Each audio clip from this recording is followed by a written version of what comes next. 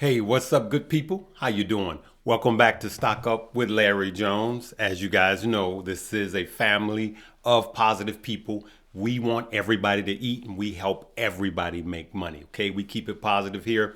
Anything I say is not a suggestion for you to buy, hold, or sell.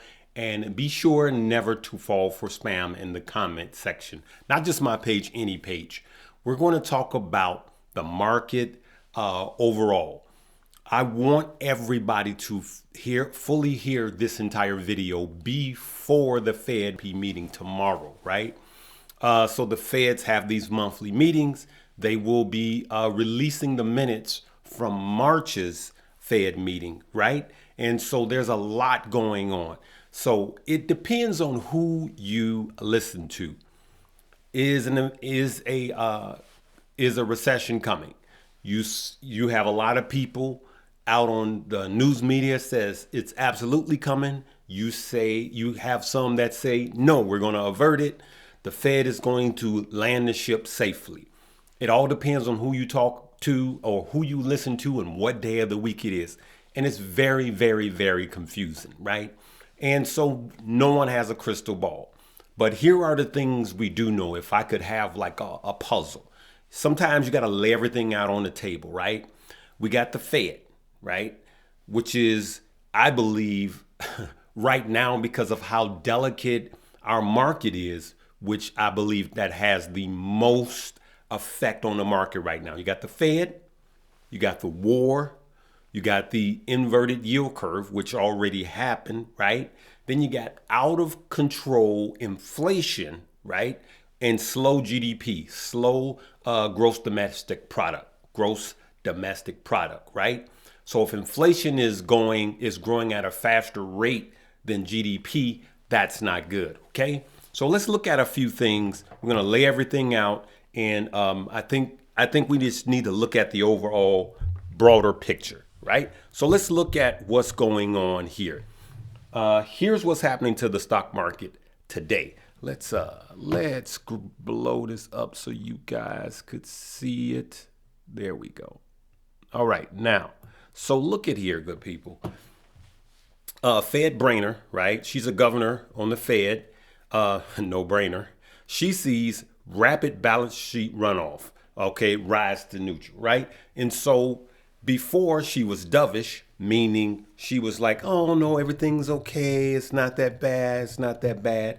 Now she's more hawkish, like, you know, we gotta start selling bonds, you know, and we gotta start raising rates. And so now that's having a negative effect on the overall stock market today.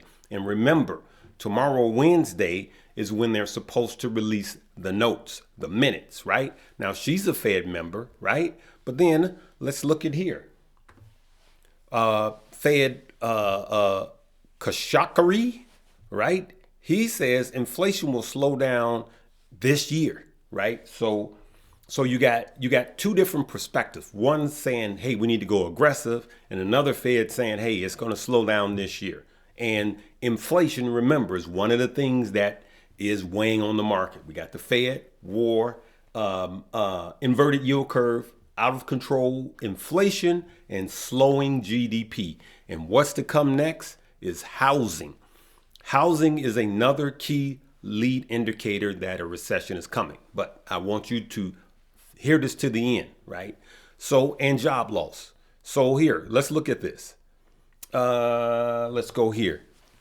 Will the housing market crash? Experts say, right? And so the housing market, I went back to see when was the last time the housing market was a indicator of a coming recession. And that was 2008. For those of you that remember, this house that I'm in now, I bought it in 2007.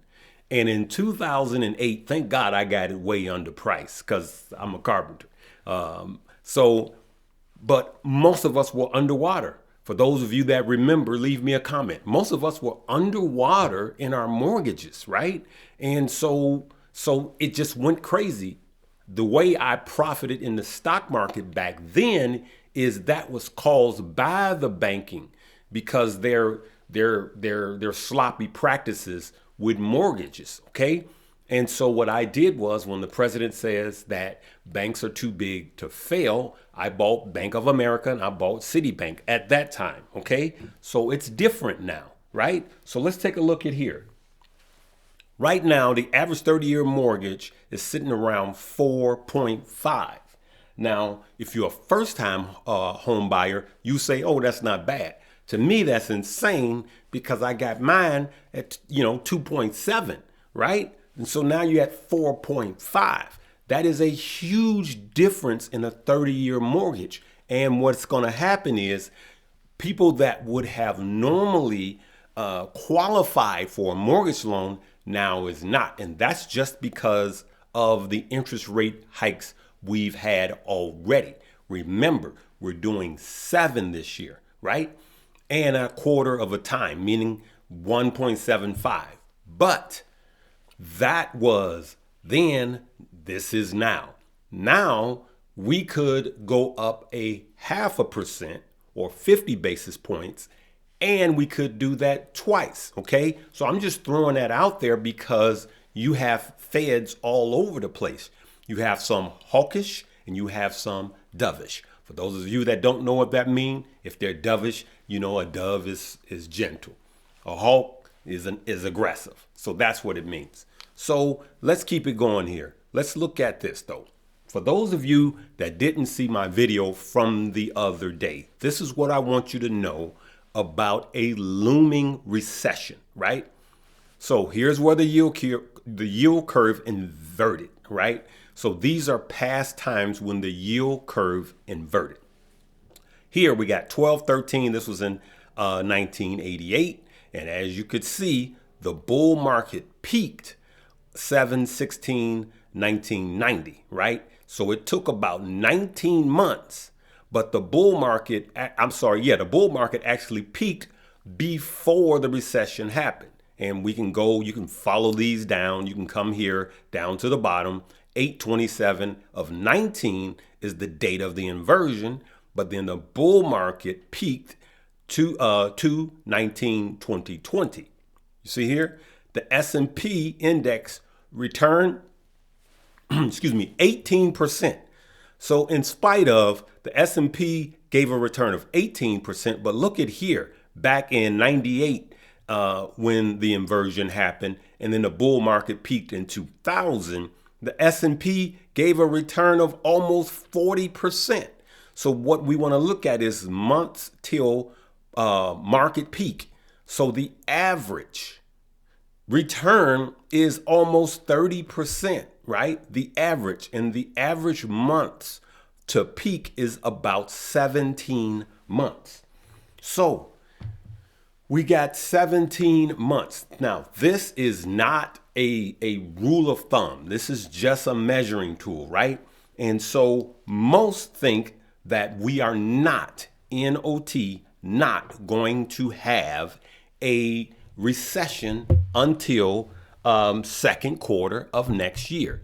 So that's what we have to go on, good people. And so we don't want to be fearful. We ain't scared. We prepared. You guys know that's our saying. We ain't scared. We prepared. Or be not scared. Be prepared. And so that's what I want you guys to know. That according to this, there is money to be made from now until if we go into a recession. But as you guys know, if you've been investing in any time frame, that a recession is always looming, just like a bull market is always looming, just like a bear market, a correction, and a crash is always looming. It's an ongoing wheel. It's an ongoing cycle.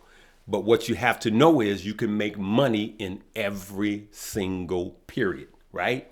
In every single market. You can make money in a bull market, a bear market, a crash and a correction, and a recession. There's money to be made.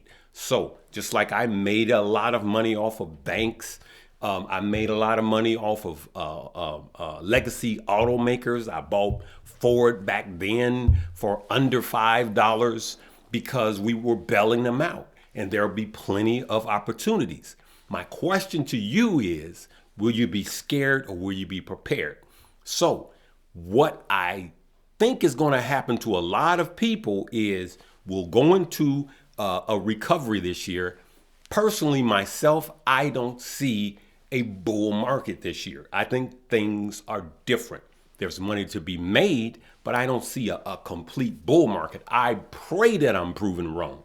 But if we do go into a bull market before the looming recession of 2023 Q2, let's say, then I believe that we suffer from short-term memory.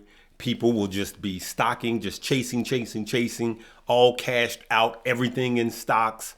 And all of a sudden, then here comes a correction, which most people don't know we're in a correction until 6 months after you are in the correction.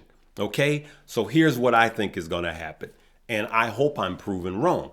I do believe that inflation will flatten, not come down. It's the same as what I've been saying all year, flatten towards the end of the year. I believe that we may, get, single digits, 5-6% this year, 7% this year. So I believe that we can grow by that much this year in certain sectors, but that doesn't mean that certain sectors, low cap stock, can't explode, right? So those of you that know, the overall market can just be doing okay, and certain sectors could be on fire, right? But we just have to keep that in mind as we invest, good people. So the overall picture, I just see that there's times and there's going to be stock that we can swoop in, make our money, and get out. But what I do know that works in times like this is what you guys already know: dollar cost averaging, right? But here's what I want to tell you in closing. At the bottom of a recession, so even by the time you know that we are fully in a recession, that's the time to start DCA, dollar cost averaging, in heavy, because we know that we're already in a recession. So that's when you can actually even double up on your dollar cost averaging into good high conviction stock, not hype stock, good high conviction stock, because there will be a fortune to be made buying all through a recession.